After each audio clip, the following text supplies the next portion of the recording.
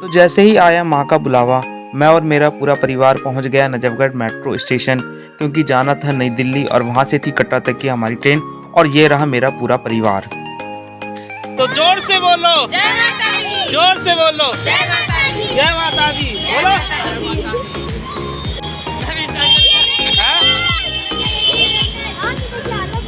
हम Najafgarh metro station finally पहुंच चुके हैं। यहाँ से हम नई दिल्ली रेलवे स्टेशन की ओर निकलेंगे और वहाँ से हमारी ट्रेन है।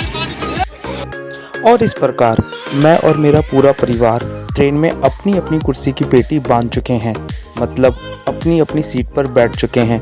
और अब बस इंतज़ार है तो सिर्फ ट्रेन के चलने का, क्योंकि सभी को पता है इस जर्नी में बहुत मज़ा आने वाला है और सभी एक एक पल को बहुत एंजॉय करने वाले हैं। और यह जर्नी एक यादगार जर्नी होगी जिसे वे कभी नहीं भूलेंगे। इसलिए वे एक दूसरे से इस जर्नी के संबंध में चर्चाएं भी कर रहे हैं। साथ ही मेरा बेटा सारांश भी बहुत एंजॉय कर रहा है और माता रानी के आशीर्वाद से ही मेरा बेटा सारांश आया है। इसलिए माता रानी के दरबार जाकर उनका आशीर्वाद लेना बहुत ज़रूरी हो जाता है। फाइनली रात का सफ़र पूरा करने के बाद हम कटरा के और भी करीब आ चुके हैं, जिसका प्रमाण है यह हरी भरी पहाड़ियाँ जो अब हमें दिखनी शुरू हो चुकी हैं। और कटरा हमसे बस अब कुछ घंटों की दूरी पर रह गया है।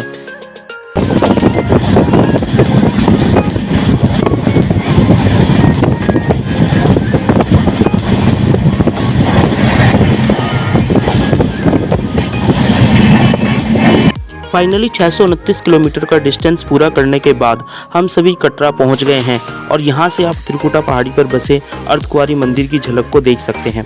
फिर हमने ऑटो स्टैंड से चिंतामणि के लिए टैक्सी बुक की।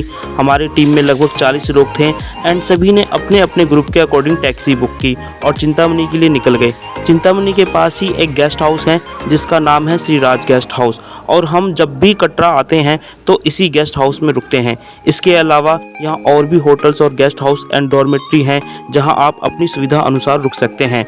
आप यहाँ श्री माता वैष्णो देवी श्राइन बोर्ड के भवनों में अपनी अपनी सुविधा अनुसार ऑनलाइन रूम भी बुक करा सकते हैं। पहाड़ा वाली वैष्णो देवी रानी सबकी मुरादें पूरी करती हैं। सच्चे दिल से जो भक्त उनके दरबार जाता है ना, माता रानी उसकी सभी मुरादें पूरी करती हैं। कहते जब माता रानी का बुलावा होता है ना तो भक्त किसी न किसी बहाने से उसके दरबार पहुंच ही जाता है। और इतना ही नहीं, त्रिकुट पर्वत पर हसीन वादियों में, त्रिकुट पर्वत पर गुफा में विराजित माँ वैष्णो देवी का जो स्थान है ना, वो हम सभी हिंदुओं के लिए एक प्रमुख तीर्थ स्थल है जहाँ पे लाखों श्रद्धालु, पता नहीं लाखों श्रद्धालु आते हैं दर्शन के लिए। और हम भी उन्हीं में से एक हैं जो आज माता रानी के दर्शन के लिए यहाँ पे आए हैं। तो फाइनली दोस्तों, नई दिल्ली से बाय ट्रेन कटरा हम पहुंच चुके हैं और आज सुबह ही पहुंचे हैं। और यहाँ पे चिंतामणि में ही एक गेस्ट हाउस पे हम रुके हैं, कमरा लिया है और यहाँ पे फाइनली हम सब नहा धो के अब रेडी हो चुके हैं। बस अब जस्ट कुछ देर बाद हम यहाँ पे चढ़ाई स्टार्ट करेंगे बाणगंगा चेक पोस्ट पे। वहाँ पे हम अपना ये कार्ड चेक करा के, यानी ये जो यात्रा कार्ड है एक तरह का, जो यहाँ पे आने के बाद सभी श्रद्धालुओं को बनवाना पड़ता है, तो ये यात्रा कार्ड चेक कराएंगे बाणगंगा चेक पोस्ट पे। उसके बाद आगे की यात्रा आरंभ करेंगे। जय माता दी दोस्तों।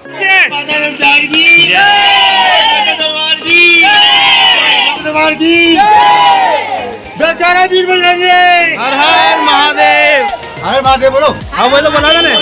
वीर बजरंगी।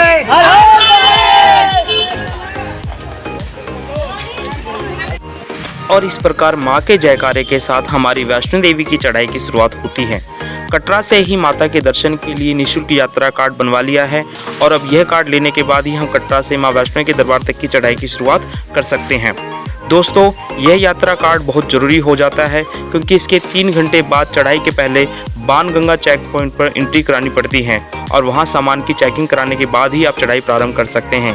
यदि आप यात्रा कार्ड लेने के 3 घंटे बाद तक चेक पॉइंट पोस्ट पर एंट्री नहीं कराते हैं तो आपका यात्रा कार्ड रद्द हो सकता है। अतः यात्रा प्रारंभ करते वक्त ही यात्रा कार्ड लेना सुविधाजनक होता है।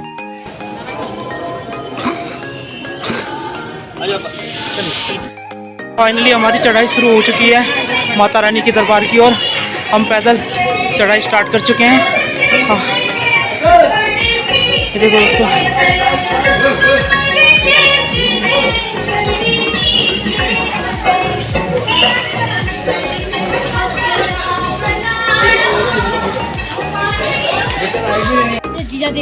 चल चल चल आजा।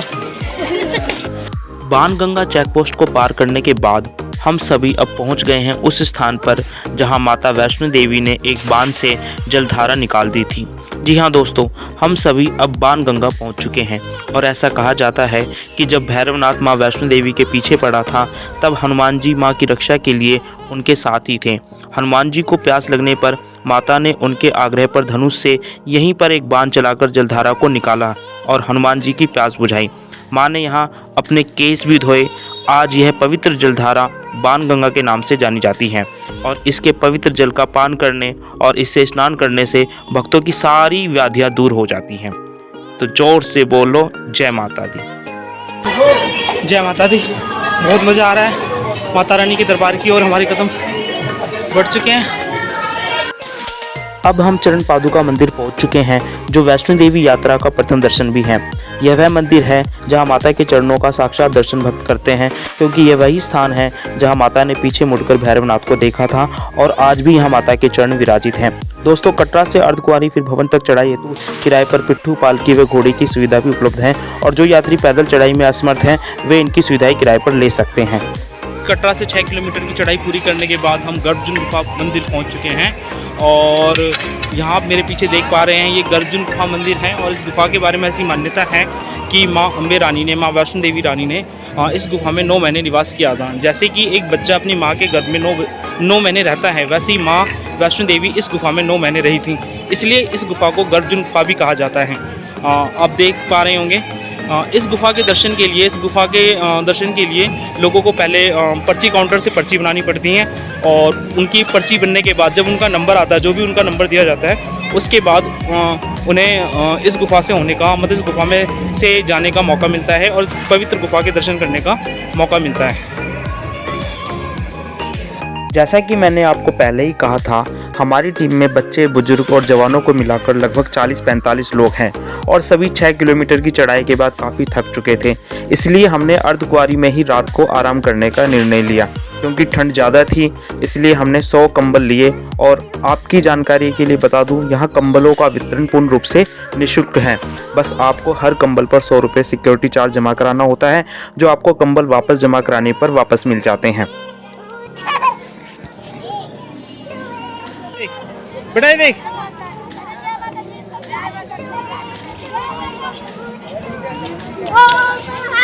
सारांश ये देख, सारांश ये देख, सारांश ये देख बेटा, अबे ये देख, सारांश ये देख।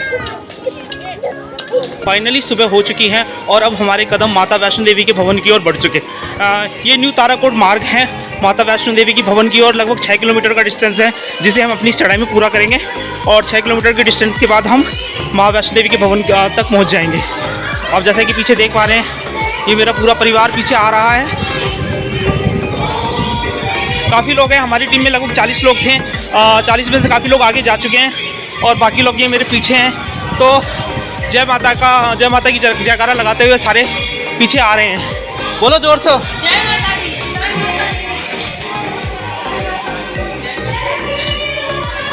हमने वैष्णो देवी भवन की ओर जाने के लिए न्यू ताराकोट मार्ग का चयन किया है क्योंकि हमारे साथ काफ़ी फैमिली मेम्बर्स थे और उस पॉइंट ऑफ व्यू से देखा जाए तो ये रास्ता काफ़ी इजी था, मतलब कि सही था, इसलिए हमने ये रास्ता चुना है। और एक दूसरा रास्ता है जो अर्धकुंवारी से जाता है, उसे हाथीमत्ता चढ़ाई कहते हैं। वो थोड़ी ज़्यादा कठिन चढ़ाई लगती है, खड़ी चढ़ाई है, इसलिए हमने ये वाला रास्ता चुना है क्योंकि परिवार है हमारे साथ।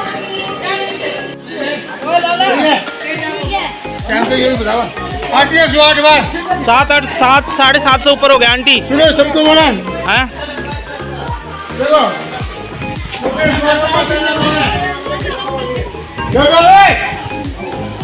और पीछे रह, पीछे रह। ठीक है, बोलो। हाँ।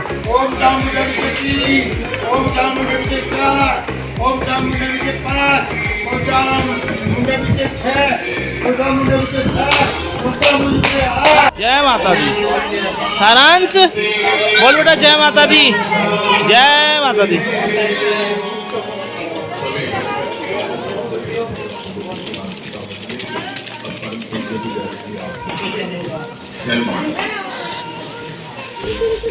बोलो जय माता दी। सारांश बोल बेटा, जय माता दी।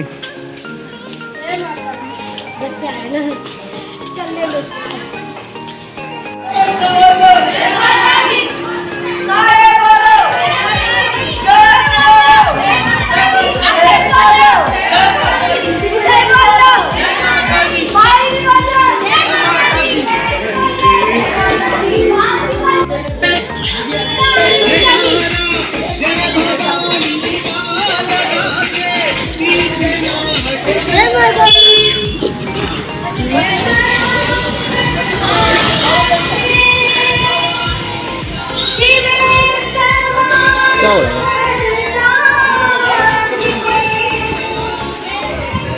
इस तरह के बहुत से बंदर भी मिल जाएंगे जो तरह तरह की अटखेलियाँ करते हुए दिखाई दे जाएंगे।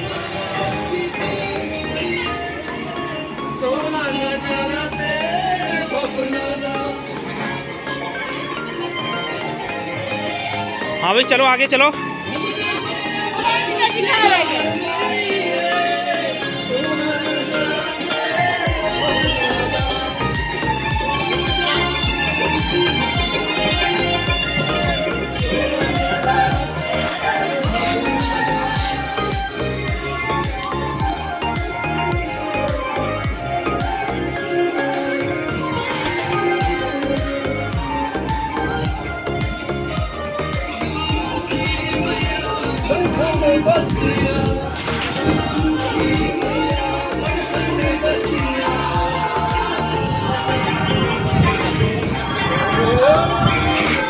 रास्ते भर में आपको इस तरह के खाने पीने के स्टॉल भी दिख जाएंगे और जैसे जैसे हमारे कदम आगे बढ़ते जाएंगे तो आपको जगह जगह पर बैठने की व्यवस्था भी दिखेगी। यात्रीगण जैसे जैसे आगे जाएंगे उनके विश्राम की प्रॉपर व्यवस्था की गई है और इस प्रकार की जो आप स्टॉल देख रहे हो इस प्रकार के दुकानों में आप चाय नाश्ता भी कर सकते हैं और आगे पूरे रास्ते भर में इस तरह के कई सारे स्टॉल आपको देखने को मिल जाएंगे। देख रहे हैं मेरे फैमिली मेम्बर्स थक गए हैं तो अभी बैठ रहे हैं, विश्राम कर रहे हैं और ये मेरा बेटा भी उठ चुका है। सारांश, ओए सारांश,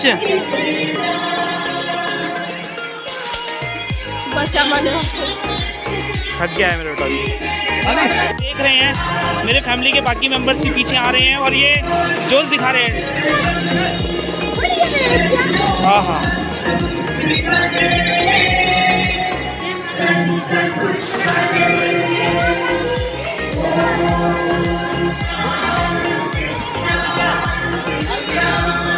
पर आपको इस प्रकार से ई कार भी देखने को मिल जाएंगे जो यात्रियों को अर्धकुंवारी से भवन तक और भवन से अर्धकुंवारी तक ले जाने का कार्य करती है और इससे भी यात्रियों को काफ़ी सारी सुविधाओं का मतलब कि सुविधाएं मिलती हैं और यात्रियों को काफ़ी सहूलियत होती है। जैसा कि मैंने आपको पहले ही कहा था पूरे रास्ते में आपको किसी प्रकार की कोई समस्या का सामना करना नहीं पड़ेगा।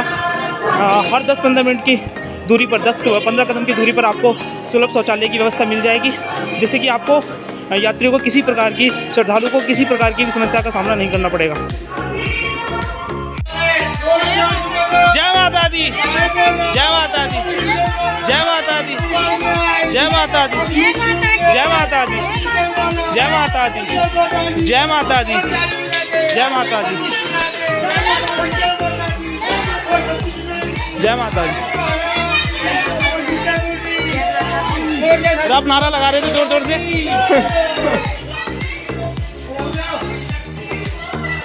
क्या हो गया, थक गए क्या? चलो इस प्रकार हम भवन के और भी करीब आ गए हैं। बस मात्र 500 मीटर की दूरी पर रह गया है और ये 500 मीटर का डिस्टेंस पार करने के बाद हम भवन पे प्रवेश कर जाएंगे। जय माता दी दोस्तों, जय माता दी। देखिए भवन का व्यू मैं आपको दिखा रहा हूँ। जय माता दी।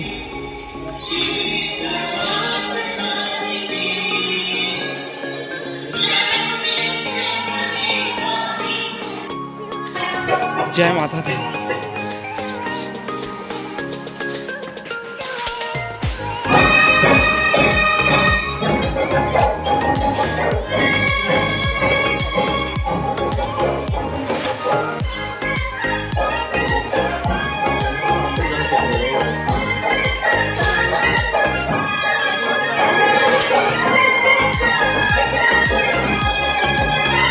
आ जाओ।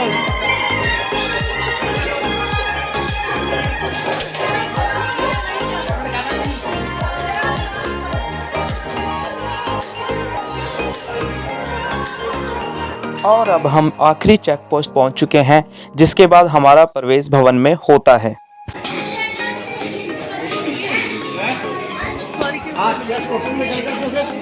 निकल जाए सर, इसमें से चेक पोस्ट से निकलना है ना।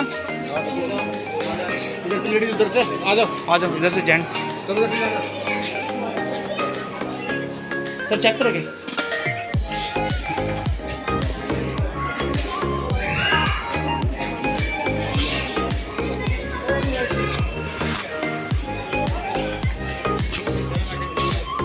हाँ उधर ही मिलेंगे, आगे मिलेंगे वो लोग।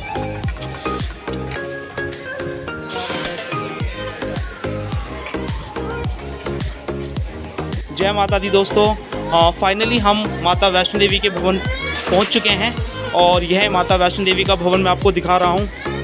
ये देखिए दोस्तों, त्रिकूट पर्वत की हसीन वादियों में बसा माता वैष्णो देवी का यह भवन कटरा से 12 किलोमीटर की ऊपर चढ़ाई के बाद हम पहुंचे हैं यहाँ पर।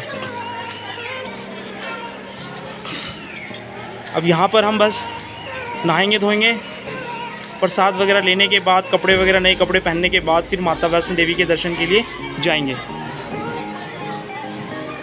क्योंकि अंदर तो अलाउ नहीं है फ़ोन, तो मैं आपको अंदर माता वैष्णो देवी का दर्शन नहीं करा पाऊँगा फ़ोन से। बट हाँ, मैं आपको ये भवन का, माता वैष्णो देवी के भवन का दर्शन ज़रूर करा पा रहा हूँ।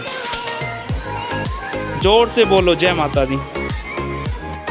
ये पीछे देख पा रहे हैं इलेक्ट्रिक रोपवे। दोस्तों, अगर आपको भवन से भैरव बाबा मंदिर तक जाना है, क्योंकि उसकी 3 किलोमीटर की पैदल चढ़ाई भी है और यात्रीगण ऑलरेडी 12 किलोमीटर की पैदल चढ़ाई के बाद भवन तक पहुंचता है और थकावट इतनी हो जाती है कि वो और चढ़ाई पूरी नहीं कर पाता। तो इस स्थिति में अगर यात्रियों को, यानी श्रद्धालुओं को भैरव बाबा मंदिर तक जाना है तो वो इस इलेक्ट्रिक रोपवे से ऊपर तक जा सकते हैं, जिसका चार्ज 100 रुपये पर व्यक्ति है। और ये 100 रुपये में आपको अप डाउन का चार्ज है, यानी आपको लेके भी जाएगी और नीचे लेकर भी आएगी। गुफा में माता वैष्णो देवी के दर्शन के बाद अब हम इलेक्ट्रिक रोपवे की टिकट के लिए पहुंच गए हैं। जैसा कि मैंने पहले बताया था कि 100 रुपये एक टिकट का चार्ज है, जिससे आप इलेक्ट्रिक रोपवे से ऊपर भैरव बाबा मंदिर जा सकते हैं और उसी टिकट से वापस भी आ सकते हैं। यहाँ लाइन में लगकर सभी को टिकट लेनी होती है और फिर टिकट चेक होने के बाद ही रोपवे के लिए अंदर जाने दिया जाता है।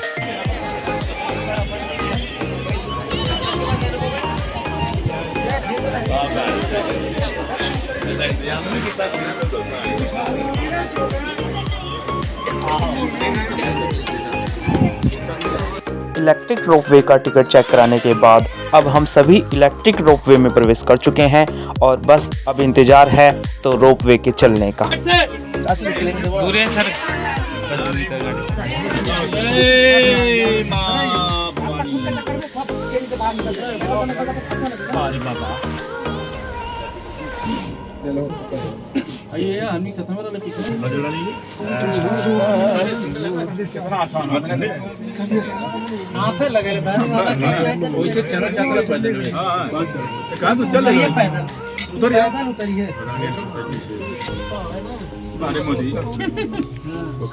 जय माँ भवानी।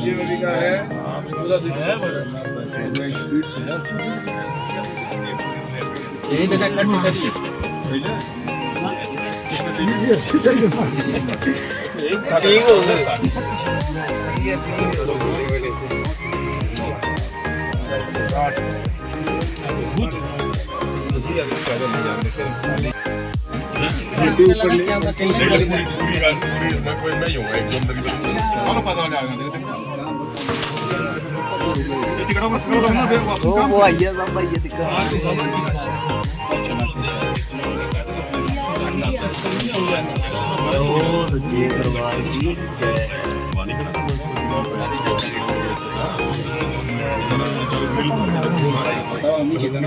फाइनली इलेक्ट्रिक रोपवे से हम भैरव घाटी पहुंच चुके हैं और अब हम भैरव बाबा के मंदिर की ओर जा रहे हैं। दोस्तों, यहां पर आपके लिए मेरा सुझाव है कि आप लोग प्रसाद श्री माता वैष्णो देवी श्राइन बोर्ड की ऑफिशियल दुकानों से ही खरीदें, जहां से आपको सही प्रसाद उचित दामों पर मिल जाएंगे।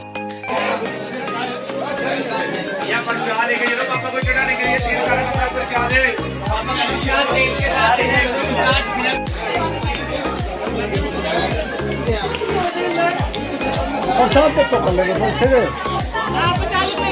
अरे प्रसाद दे तो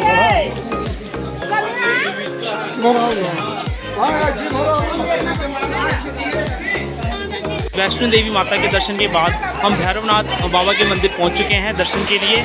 और ये दर्शन बहुत ज़रूरी हो जाता है क्योंकि माँ वैष्णो देवी ने भैरव बाबा को यह वरदान दिया था कि मेरे भक्त जब भी मेरे दर्शन करेंगे तो मेरे दर्शन के बाद जब वे भैरवनाथ बाबा के दर्शन करेंगे तभी जाके श्रद्धालुओं की यात्रा पूरी होगी। तो हम यहाँ आ पहुँचे हैं भैरव बाबा के दर्शन के लिए। आप पीछे देख पा रहे हैं ये भैरव बाबा का मंदिर है जहाँ अभी हम दर्शन के लिए जाएंगे। भैरव बाबा के दर्शन भी कर लिए हैं। अब यहाँ से हम कटरा की ओर प्रस्थान करेंगे और मे भी रात तक हम कटरा पहुँच जाएंगे और वहाँ से होटल जाने के बाद थोड़ा आराम करेंगे। देन कल सुबह फिर भूमिका मंदिर जाके आपको वहाँ के दर्शन कराएंगे। जय माता दी दोस्तों, आप मेरे पीछे देख सकते हैं त्रिकुट पर्वत की ये हसीन वादियाँ।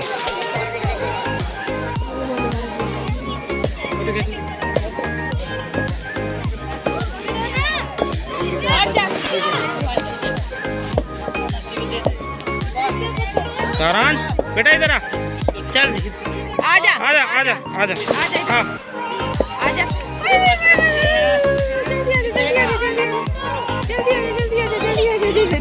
दोस्तों भैरवनाथ के नाम पर ही इसे भैरव घाटी कहा जाता है और यहीं पर भैरवनाथ का मंदिर भी विराजित है।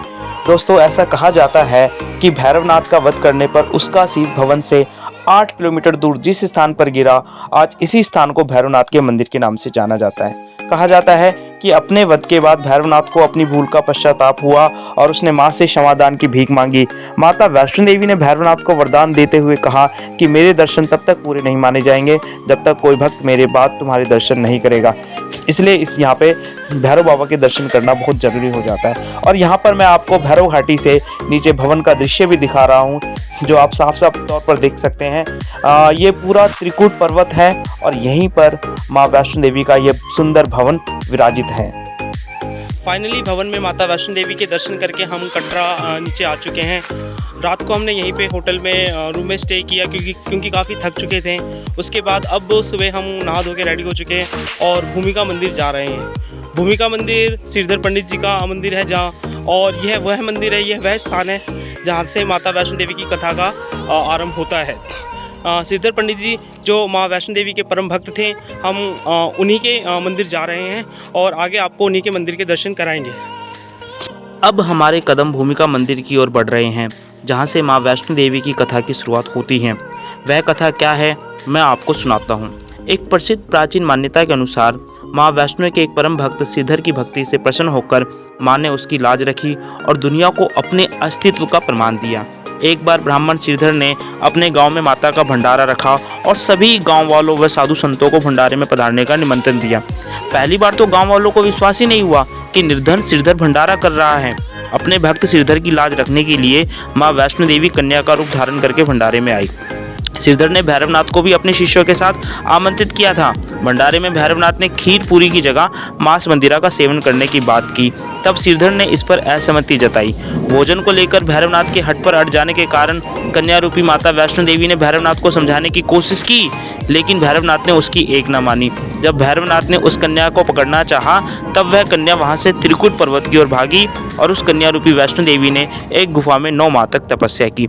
इस गुफा के बाहर माता की रक्षा के लिए हनुमान जी ने पहरा दिया और आज इस पवित्र गुफा को अर्धकुंवारी के नाम से जाना जाता है, जिसके दर्शन मैंने आपको पीछे कराए हैं। जिस स्थान पर मां वैष्णो देवी ने हठी भैरवनाथ का वध किया वह स्थान आज पूरी दुनिया में भवन के नाम से प्रसिद्ध है। इस स्थान पर मां काली, मां सरस्वती और मां लक्ष्मी पिंड के रूप में गुफा में विराजित हैं। इन तीनों के सम्मिलित रूप को ही मां वैष्णो देवी का रूप कहा जाता है। तो दोस्तों यही कथा थी मां वैष्णो देवी की जो मैंने अभी आपको सुनाई है और जिसकी शुरुआत यहीं भूमिका मंदिर से होती है, जिसके दर्शन मैं अभी आपको कराने वाला हूँ।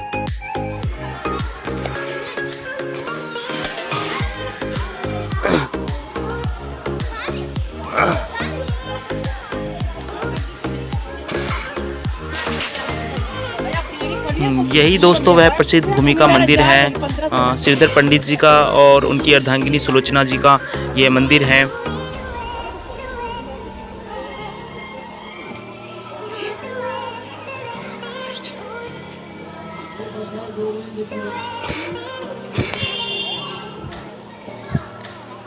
और यह वही कुटिया है जहाँ पे श्रीधर पंडित जी ने माता वैष्णो देवी के आशीर्वाद से, उनकी कृपा से भंडारा कराया था।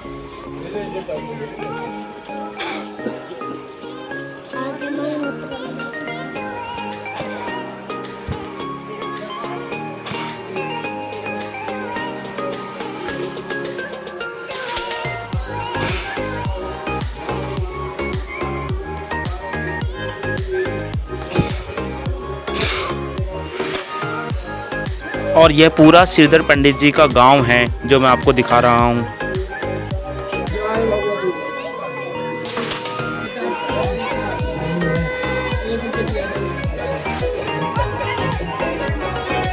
और अंत में तो हमारे साथ एक चमत्कार हुआ दोस्तों, क्योंकि सुंदर कन्या रूप में साक्षात माता वैष्णो देवी के दर्शन हुए। यह दिव्य कन्या साक्षात माता वैष्णो रानी का ही रूप प्रतीत हो रहा था, मानो माता रानी अपने भक्तों को साक्षात दर्शन देने आई हो। तो जोर से बोलो जय माता दी। इनकी बेटी है ये। क्या